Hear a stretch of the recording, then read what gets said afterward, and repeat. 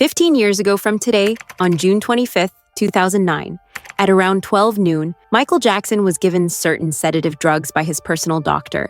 And as a result of those drugs, Michael Jackson died. The doctor claims that he administered these drugs only because Michael Jackson was suffering from insomnia and had personally asked for them. However, even today, Michael's fans and family firmly believe that Michael was murdered. Now, here's what actually happened. One day before his death, on June 24th, 2009, Michael was rehearsing for a concert. It is important to note that this was going to be the final concert of his life. The concert was titled This Is It, and it was scheduled to take place in July at the O2 Arena in London. This concert was especially important to Michael because he had not performed live for many years. After taking a break from the music industry due to child abuse allegations, this was meant to be his first and last concert. Michael Jackson was also excited because his children were going to see him perform live for the very first time.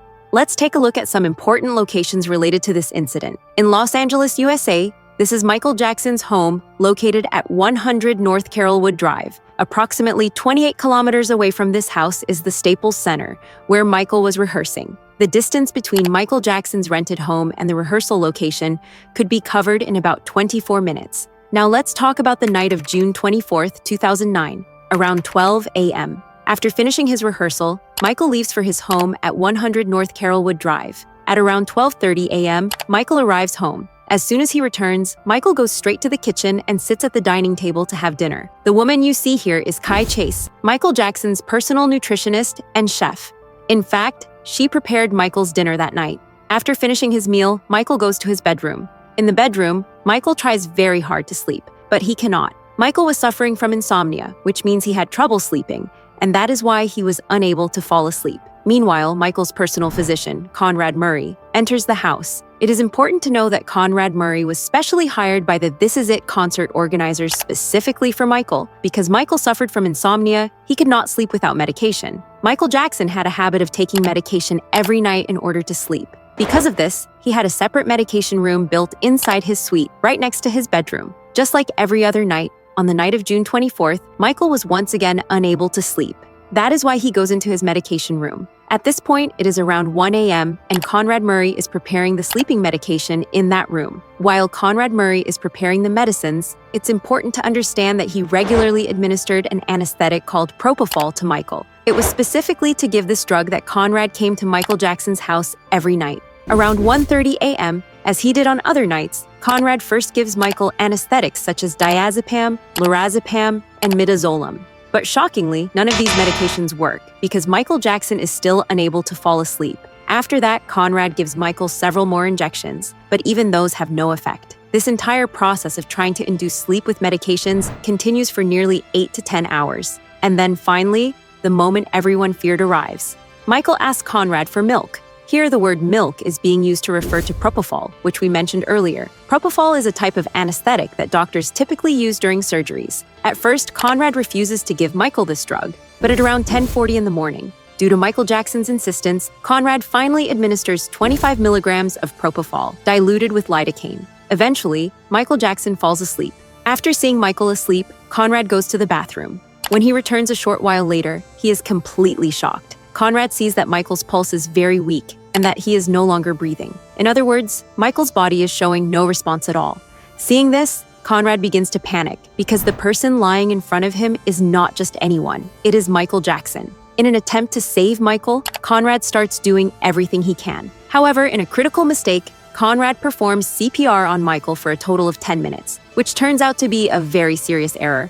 After that, Conrad assumes that the dose of Propofol may have been too high. So, to reduce the effects of Propofol, he injects another drug called flumazenil into Michael's body. Flumazenil is a medication used to counteract or reverse sedative overdoses. But even after all these medications, Michael still shows no response at all. When nothing works, Conrad starts calling out loudly for help. However, no one hears him. By this point, Conrad is extremely panicked.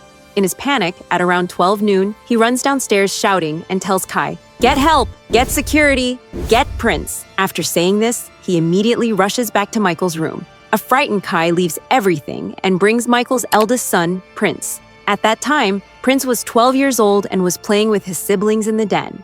Kai had no idea what exactly she was supposed to do. She simply brought Prince upstairs. Meanwhile, Conrad returns to Michael's room and at around 12:15 p.m., he calls Michael Amir Williams. Michael Amir was Michael Jackson's personal assistant. Conrad asks Michael Amir to bring help and security.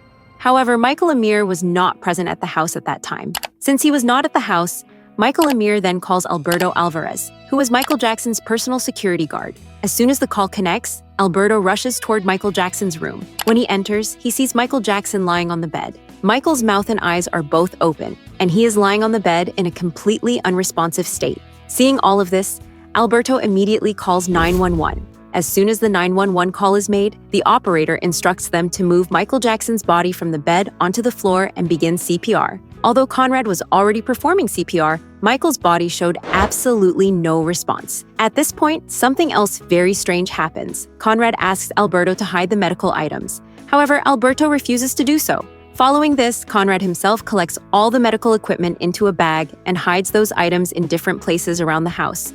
Later, during the investigation, these bags are recovered. Meanwhile, Fahim Muhammad, Michael Jackson's bodyguard, also arrives in Michael's room. Seeing Michael's condition, he is completely shaken. Now, all three of them begin doing everything they possibly can to revive Michael. Around 12:30 p.m., a team of paramedics, emergency medical responders, rushes into Michael Jackson's room. One of them, Richard Seneff, later described this scene in court.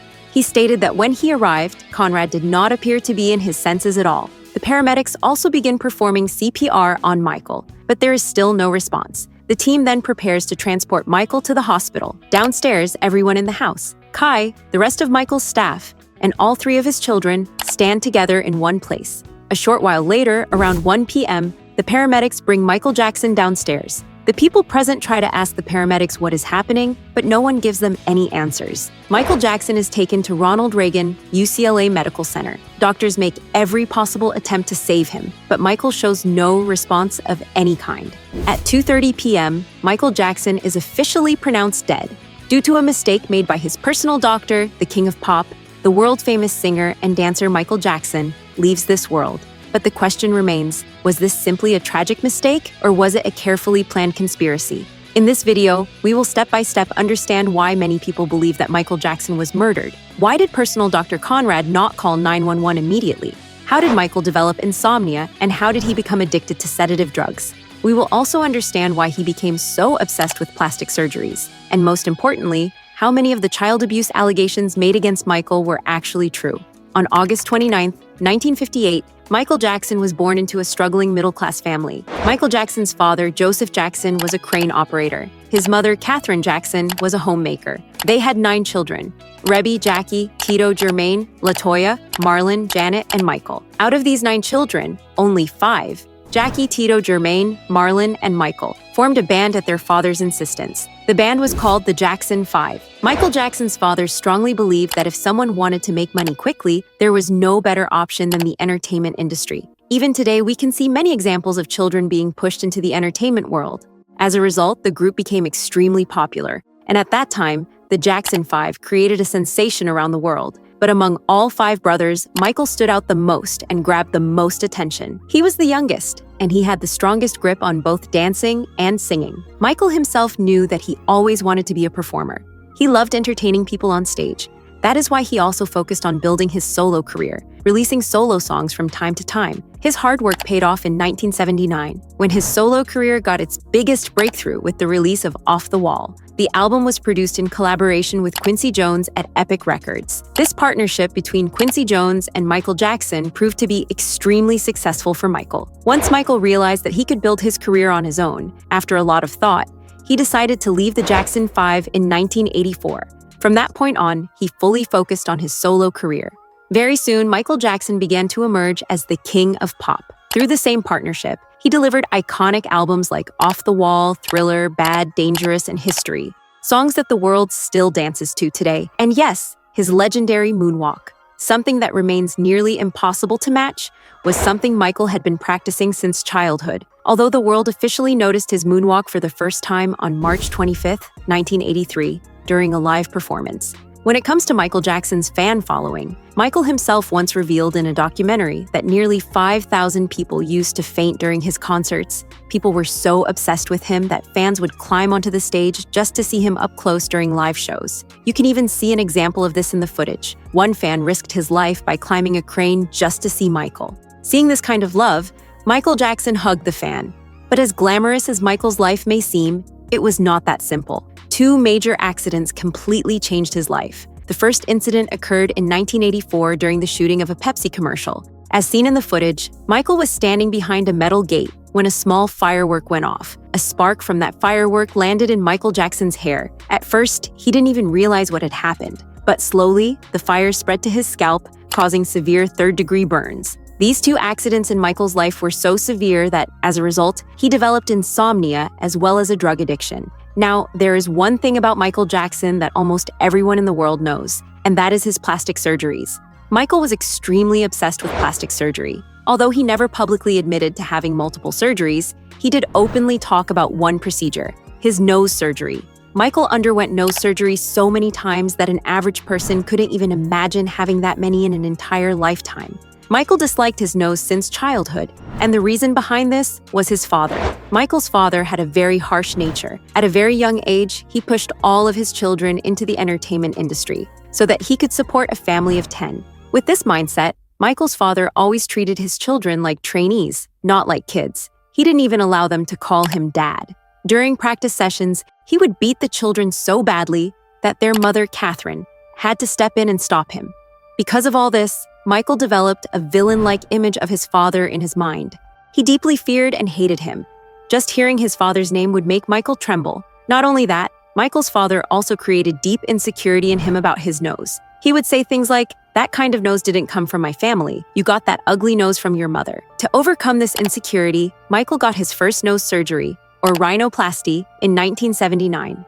Although Michael claimed that his nose was broken in an accident, and that's why he needed surgery, the reality is something everyone knows. Michael was not satisfied with the first surgery, so he got another rhinoplasty in 1983. However, this caused him breathing problems. Because of that, he underwent another nose surgery in 1986. After that, the cycle never stopped. Sometimes the face, sometimes the chin, then the nose again, and eventually, the entire face. It almost started to look like Michael had become obsessed with plastic surgery to the point of constantly altering his appearance. Because of these surgeries, Michael frequently stayed in the headlines. Many people tried to take advantage of his fame. One of the first names on that list was Eminem. In 2004, the famous rapper Eminem mocked Michael in one of his songs. He made fun of the tragic accidents Michael had suffered, the one where his hair caught fire and the one where his spine was damaged. Many other things were also used in that entire music video to mock Michael in different ways. In response, Michael Jackson did not say anything at that time. But in 2007, he made a move that completely shocked everyone. At that time, Jackson had a deal with Sony, through which he acquired the rights to Eminem's music catalog. This meant that every time Eminem performed or earned from his songs, a portion of the profit would also go to Michael Jackson. However, despite being this smart, Michael made one very serious mistake. This incident took place on November 19, 2002, on the balcony of a hotel room in Berlin, Germany. During this incident, Michael held his youngest son, Blanket, over the hotel balcony while trying to show him to fans below. Because of this, Michael was heavily criticized and trolled. The reason was that some fans began copying his actions. In fact, one woman literally held her own child over a balcony simply because Michael had done it. This shows that there is no shortage of foolish behavior in the world. However, after this entire incident, Michael issued a public apology because he was deeply ashamed. He became so consumed by guilt that he locked himself in a room for several days. This was later revealed by his bodyguard in an interview. Apart from Eminem, Michael also had serious issues with Sony. The main reason for this dispute was Sony's then chairman, Tommy Mottola. This conflict was not based on just one issue, but several, including artistic control, financial interests, and allegations of racial discrimination. Michael claimed that Tommy Mottola discriminated against him based on his race and status. The situation escalated in 2002 when Michael publicly stated that Tommy Mottola was a racist and an evil person. In one speech, Michael even said that Mottola and Sony deliberately discriminated against Black artists and wanted to suppress their growth. Kanye West also supported this claim. Kanye believed that the conspiracy behind Michael Jackson's death was extremely dangerous, and he even shared this belief publicly through a tweet. One more important thing you should know is that Michael Jackson loved children very deeply. The love that Michael never received from his father during childhood, he wanted to give that love to children all around the world. That is why he created a world for himself, where he could relive his lost childhood. This world was called Neverland Ranch. Although Michael owned many homes, he spent most of his time at Neverland Ranch. There were several reasons behind creating this place. Michael wanted to build his own private zoo because he loved animals very much. So he built a zoo inside Neverland Ranch. He also wanted every child who visited to experience all the joys of childhood, which is why he built an amusement park inside his home. Michael himself used to play with the children there. It was often seen that he became a child among children, swinging with them and spending long hours playing. But imagine what happens when a person who spends 24 hours surrounded by children gets accused of abusing those very children. That is exactly what happened to Michael Jackson. In 1993, a dentist named Evan Chandler accused Michael of child abuse. Evan claimed that Michael had molested his son, Jordan Chandler. Because of these allegations, police raided Michael Jackson's home on December 22, 1993. A normal investigation would have been one thing, but the situation crossed the line when Michael was forced to undergo a full-body nude examination. Michael later spoke about this in a video, saying that it was one of the most dehumanizing and humiliating investigations he had ever faced in his life. Before you label or condemn me, don't treat me like a criminal, because I am innocent. I have been forced to submit to a dehumanizing and humiliating examination by the Santa Barbara County Sheriff. View and photograph my body, including my penis, my buttocks, my lower torso, thighs, and any other area that they wanted. The outcome of this case was that Michael paid the Chandler family $25 million without any allegations being legally proven. Michael stated that he paid this money only for the well-being of Jordan Chandler. Later, in 2003, Michael met a cancer patient named Gavin Arvizo. Gavin was a huge fan of Michael and had wanted to meet him for a long time. To fulfill this wish, Michael invited Gavin along with his parents, brother, and sister to Neverland Ranch. However, this meeting was portrayed in a very misleading way in a documentary made by journalist Martin Bashir. Ironically, Bashir was considered a close friend of Michael. It would not be wrong to say that what an enemy could not do, a friend did. This documentary deeply disturbed Michael. In an interview, he said that he never expected such behavior from Martin Bashir. The documentary portrayed Michael as a child abuser in front of the world. In short, all the child abuse allegations made against Michael Jackson turned out to be false. Not a single one of them was proven. Now finally, let's understand why many people believe that Michael Jackson was murdered. Let's assume for a moment that Michael did ask for extra Propofol. Even then, what kind of doctor was Conrad Murray? The first major mistake Conrad made can be seen in this photo. This is the same room where Michael lived. In the room, you can see an oxygen cylinder, anesthetics, a bag valve mask, and various medicines. But what you do not see is a target-controlled infusion, TCI pump. Whenever high-level anesthetics are administered, this instrument is extremely important. If the anesthetic causes an adverse reaction, this machine is used to control it.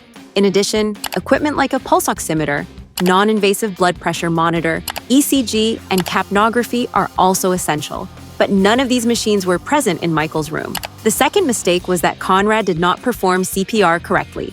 Without checking whether Michael had respiratory failure or cardiac arrest, Conrad immediately began chest compression, CPR. In this situation, Michael needed advanced medical intervention. The third mistake was that despite being a doctor, Conrad did not stop Michael from taking excessive amounts of Propofol. Overall, Conrad Murray was sentenced to 4 years in prison for medical negligence. However, no one was legally convicted for Michael Jackson's death. Even today, Michael's fans believe that he was murdered. But what happened inside Michael's room that day was such a private event that the court could not find enough evidence against Dr. Conrad Murray.